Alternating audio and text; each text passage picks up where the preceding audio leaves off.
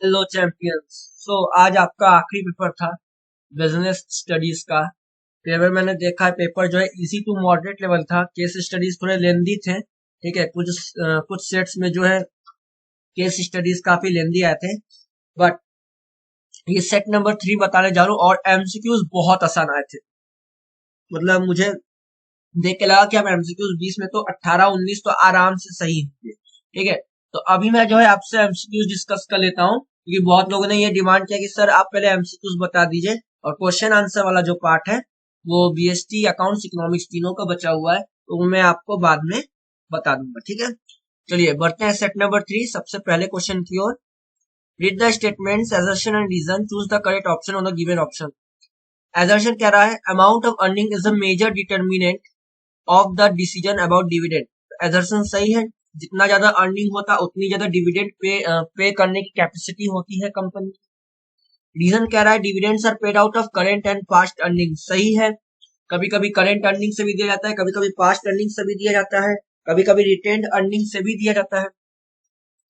तो it is a major dependent, क्योंकि वो, हाँ, तो अगर वो पास्ट अर्निंग से दे रहा है और प्रेजेंट से दे रहा है तो वो इम्पैक्ट पड़ेगा इनकम पे। पास्ट इनकम से देगा तो हो सकता है इस ये जो साल का इनकम है, प्रॉफिट है, वो ज्यादा रहे, और अगर इस साल के इनकम से देगा तो इस साल की इनकम जो है हमारी, या जो प्रॉफिट जो है वो हमारा कम हो जाएगा। ऑप्शन ए इसका सही आंसर है। Next, choose the incorrect statement from the following. Operational level management is responsible for, operation level मतलब क्या होता है, lower level management. Implementing and controlling plans and strategies developed by top management.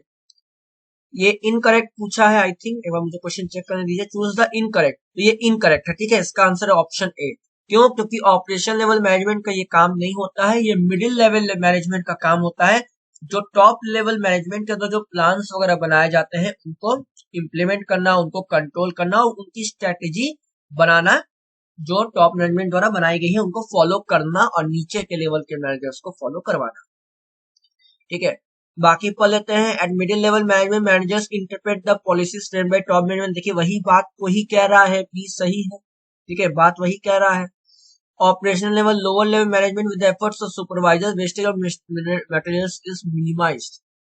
Middle level managers के support से lower level managers के जो materials होते हैं, जो वेस्टेज हो जाते हैं, ठीक है, हमारे कंपनी के जो प्रोडक्ट्स होते हैं उनको बनाने में जो कॉस्ट लगता है, जो वेस्टेज होता है, वो कम से कम होता है, क्योंकि मिडिल लेवल मैनेजमेंट एक्सपर्टाइज होते हैं, उनके पास एक्सपर्टाइज होती है, एक्सपर्ट्स होते हैं वो, तो इस वजह से जो है ये सही है। टॉप लेवल मैनेजमेंट रिस्पॉन्सिबल है welfare and survival of the organisation. पूरी जो जिम्मेदारी होती है वो टॉप लेवल पर ही होती है, ठीक है। तो इसलिए बी सी डी तो सही है, लेकिन ऑप्शन ए गलत है। Third, merely allocating work is not enough. से काम एलोकेट करना या बांटना ही काफी नहीं होता है। Each individual should also know who he has to take orders and to whom he is accountable। किससे ऑर्डर लेना है और किसको अकाउंटेबल मतलब जवाब देना है। इसका आंसर होगा establishing authority and reporting relationship, option D. ठीक। Fourth, a multinational sweets and snacks company had been into catering business for the last many years. To add to its prospects and to grow in the long run, it wants to increase its sales volume, the number of products and capital investment। कराया हुआ question है, इस type का हमने question किया था और मैंने जो है आपको पेपर दिया भी था, ठीक है। तो इसका आंसर होगा ग्रोथ।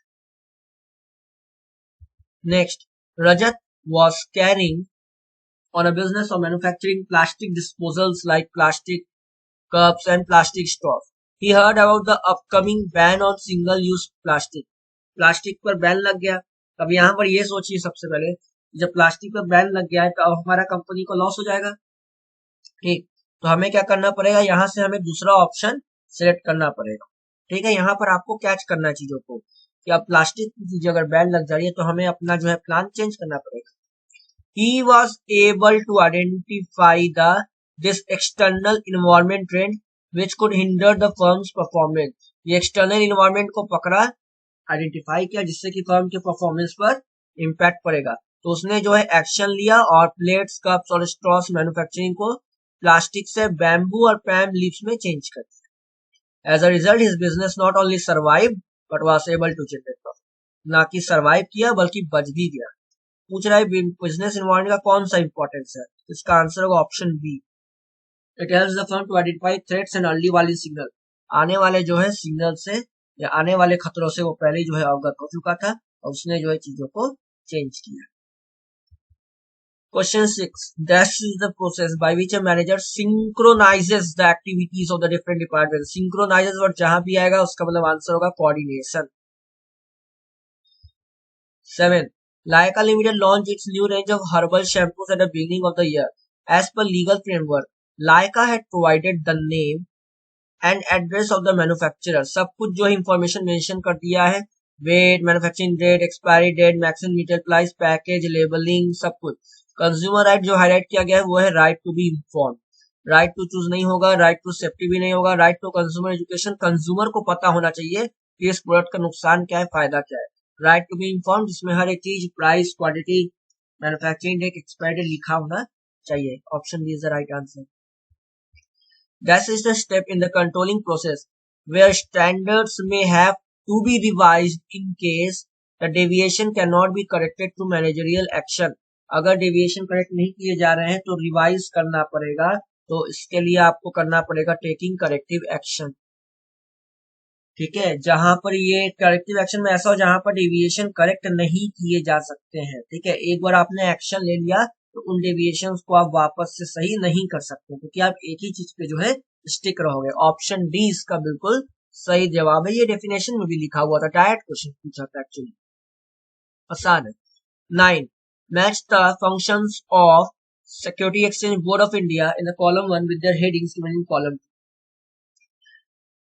तो training of intermediates of security market, training देना, ट्रेनिंग से क्या होगा, हमने एक चैप्टर भी पढ़ा है ट्रेनिंग एंड डेवलपमेंट, और इस डायरेक्ट को कर सकते थे, ट्रेनिंग का किससे होगा, डेवलपमेंट ए का third, regulation of takeover bids by company, regulation से हो गया रेगुलेटरी। सी है कंट्रोलिंग, कंट्रोल करेंगे क्या, इनसाइडर ट्रेडिंग, तो ये तो भैया इनसाइडर ट्रेडिंग और पेनल्टी ये सब तो खराब चीज है, इनसाइडर ट्रेडिंग जो करेगा उस पर पेनल्टी लगानी पड़ेगी, बचाया जाएगा, रक्षा की जाएगी। प्रोटेक्टिव फंक्शन, ऑप्शन सी इसका सही जवाब है, A3B1C2। Next, it is a process that allocates और directs funds available for investment into their most productive instrument opportunity। इस तरह से फंड को डिस्ट्रीब्यूट या डायरेक्ट किया जाता है, मतलब चैनलाइज किया जाता है ताकि वो रेडिली इन्वेस्टमेंट के लिए हम रख सके और बेहतर से बेहतर इस्तेमाल कर सके, अपने आने वाले अपॉर्चुनिटीज को कन्वर्ट कर सके। मैंने आपको ये चीज बताया था कि ये चीज ध्यान दीजिएगा, इस बार ये पूछा जा सकता है और इसने पूछ भी लिया है, इसका आंसर होगा financial intermediation. Next, that part of A brand which can be spoken is called a brand name. Statement first is correct. That part of the brand which is given legal protection is called trademark. Statement 2 is also correct. Both the statements are true. Option C is the right answer. That is the process of holding securities in electronic form. Dematerialization. और मैं आप लोग को बता दूं, मुझे बाकी set मैंने अभी देखा नहीं है, ठीक है, प्रॉपर तरीके से कभी देखा नहीं हूं मुझे, तो जिनके पास सेट 3 मिला है बाकी सेट वालों को बताइएगा सेट 3 वालों की बल्ले बल्ले है। पहला बात तो ये है कि आपके एमसीक्यूज जो आए थे बहुत ही आसान लेवल पे आए हैं। दूसरा ये है कि आपके जो केस स्टडीज आए हैं वो भी आसान ही आए हैं, मतलब डायरेक्ट है, इतना भी मॉडरेट नहीं है, हाँ लेंदी है, पढ़ने में समय लग रहा था लेकिन आसान है। अब तीसरी चीज जो मैं बताने जा रहा हूँ वो आपने पता नहीं ध्यान दिया होगा कि नहीं, अगर नहीं दिया है तो अब मैं आपको वो चीज दिखाने जा रहा हूँ जो आपने अभी तक देखी नहीं। बाकी सेट्स का बता दीजिएगा। देखिए जो क्वेश्चन नंबर 12 है, क्या है, trace is the process of holding securities in electronic form, इसका आंसर है डीमेटेरियलाइजेशन, क्वेश्चन नंबर 12। और अगर आप देखेंगे, अगर हम आते हैं क्वेश्चन नंबर 20 में, that is the process of holding securities in electronic, same question, इसका भी बी होगा, same question repeat by mistake हो या कुछ भी हो, सेम रिपीट हो गया है, मतलब अगर आपने उसका आंसर सही लगाया होगा तो इसका भी आंसर बिल्कुल सही होगा। दोनों का क्वेश्चन जो है सेम है, दोनों का आंसर भी सेम है, मतलब रिप्रिंट हो गया है ये वाला क्वेश्चन। ठीक है, तो एक से भले दो, मतलब 2 मार्क्स आपको जो है मिल गए हैं, इतना आसान क्वेश्चन था, यानी 2 मार्क्स फ्री में आपको मिल गए हैं अगर आपने डीमेटेरियलाइजेशन लगाया है। Question number 13, Payal was working in a multinational company. Her father gifted her a smartphone worth ₹40,500 on her birthday. 40,500 का एक फोन बर्थडे पे मिलता है। मोबाइल फोन जो है उसके पापा जो है एक अपने दोस्त के शॉप से खरीद कर देते हैं। कुछ महीने बाद मोबाइल फोन जो है कुछ प्रॉब्लम क्रिएट करने लगता है, हैंग करने लगता है वगैरह वगैरह। Payal try to contact the manufacturer. Payal ने मैन्युफैक्चरर को कई बार कॉन्टेक्ट करने की कोशिश की लेकिन उसने रिस्पॉन्ड नहीं दिया। Ultimately Payal decided to file a complaint against the manufacturer. Manufacturer के खिलाफ कंप्लेन करने की सोची। वो अपनी कंप्लेन किसके कहाँ पर करेगी? डिस्ट्रिक्ट में, स्टेट में, नेशनल में, सुप्रीम कोर्ट। 40,500 एकदम सबसे मिनिमम अमाउंट है और सबसे पहले उसको डिस्ट्रिक्ट फोरम में ही करना पड़ेगा। आंसर इसका क्या है? District forum commission. Which of the following is not a feature of directing function of management? Again direct question पूछा है। डायरेक्टिंग इनिशिएट्स एक्शन, हाँ सही है। Directing take place at every level of management, ये भी सही है। नॉट पूछा है, अब यानी सी और डी में कुछ होगा। Directing flows from top to bottom, हाँ ये सही है। तो ये ऊपर से ही जो एक्शन आता है और नीचे जो है फॉलो करना पड़ता है। सी इसका आंसर होगा। कह रहा है directing ensures activities are performed as per plan. Sir ये डायरेक्टिंग नहीं होता है, ठीक है, कंट्रोलिंग होता है। कंट्रोलिंग अगर होता है यहाँ पर तो हम सही आंसर लगाते हैं, ठीक है। यहाँ पर डायरेक्टिंग की जगह क्या होगा? कंट्रोलिंग होना चाहिए था, तो इसलिए इसका आंसर क्या होगा? सी होगा। 15, Marbury biscuits launch its new range of code cookies in 3 varieties. Cookies को 3 वेराइटी में बांटे, उसने डिस्ट्रीब्यूट किया free samples. They decided to distribute free samples of their biscuit in schools as a part of their promotional campaign. तो free samples किस case में आता है? सेल्स प्रमोशन, अपने सेल को बढ़ाने के लिए डिस्काउंट्स ऑफर करना, रिबेट्स देना या फिर एडिशनल ऑफर देना, एक के साथ दो मुफ्त, इस तरह की चीजें हैं सेल्स प्रमोशन में आती है। Question number 16, which of the following is an advantage of informal organisation? कौन सा इसमें से एक एडवांटेज है informal organisation? It provides stability to the organization because behavior of employees can be fairly predicted since there are specific rules to guide them. Specific rules to guidance तो formal में होता है, इनफॉर्मल में तो नहीं होता है, इसलिए ये आंसर नहीं हो सकता। It leads to effective accomplishment of goals by providing a framework for the operations to perform. एक फ्रेमवर्क मतलब एक रूल्स एंड रेगुलेशन दिया जाता है, इनफॉर्मल में कोई रूल्स एंड रेगुलेशन नहीं होता है।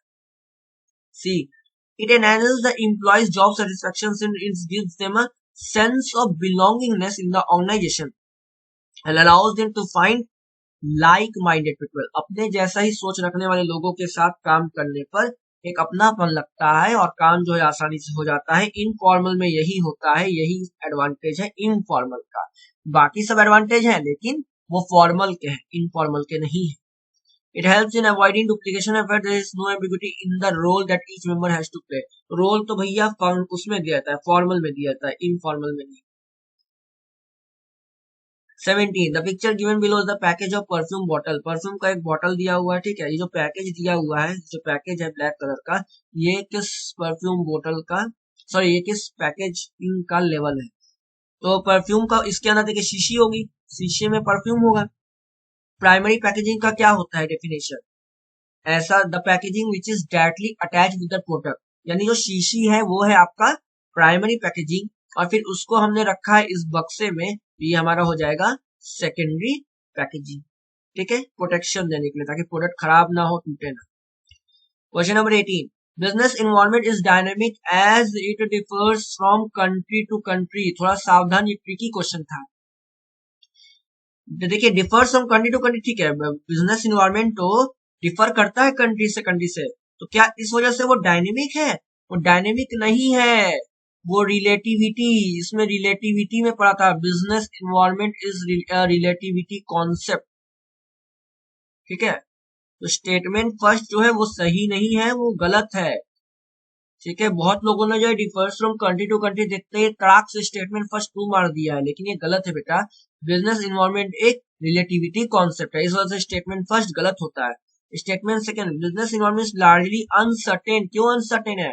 As it is very difficult to predict future happening, क्योंकि फ्यूचर प्रेडिक्ट नहीं कर सकते सर, इसीलिए तो अनसर्टेन है। तो सही है, स्टेटमेंट सेकंड सही है, फर्स्ट गलत है। तो option B, statement second is true and statement first is false.